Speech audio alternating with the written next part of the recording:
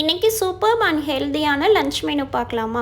கொள்ளு சட்னி, கொள்ளு ரசம், வாழைக்காய் பொரியலுங்க. கொள்ளு சட்னிக்கு நான் 1 டம்ளர் அளவுக்கு கொள்ளு எடுத்திருக்கேன்.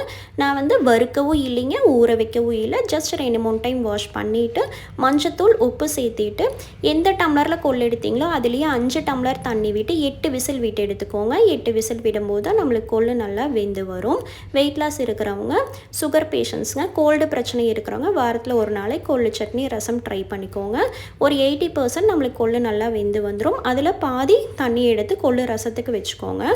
அதுலேயே நம்ம ஒரு 10 சின்ன வெங்காயம், 6-7 பல் பூண்டு, தக்காளி, மல்லி, சீரகம், மிளகு, வரமிளகாய், கருவேப்பிலை, கொஞ்சோண்டு எண்ணெய் அதுலேயே சேர்த்திட்டு புளி, உப்பு சேர்த்தி ஒரு 10 நிமிஷம் ஒரு கொதி வந்துச்சுனாவே நம்மளுக்கு சூப்பராக கொள்ளு சட்னி ரெடி ஆயிருங்க. ஆற வச்சு அரைச்சிக்கோங்க. நம்ம எடுத்து வச்சுருக்கிற அந்த கொள்ளு தண்ணி வந்து கொஞ்சம் கொஞ்சமாக சேர்த்து அரைச்சிங்கனாவே நல்லா இருக்கும். ரொம்ப நைஸாக அரைக்க வேண்டியது இல்லைங்க, லைட்டாக தருன்னு அரைச்சிக்கோங்க. நெய் விட்டு சாப்பிடும்போது செம்மையாக இருக்கும்.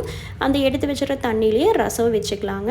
நான் வாழைக்காய் பொரியலுக்கு ஃபஸ்ட்டு வாழைக்காய் கட் பண்ணி தண்ணியில் வேக வச்சு எடுத்துகிட்டு தாளிச்சுக்கோங்க. நல்லாயிருக்கும், ட்ரை பண்ணிக்கோங்க.